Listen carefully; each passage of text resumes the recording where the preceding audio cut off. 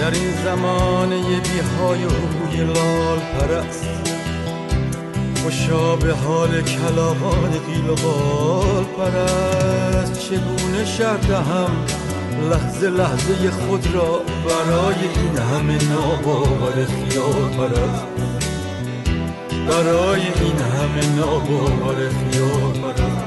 به شب نشینی خرچنگ‌های مردار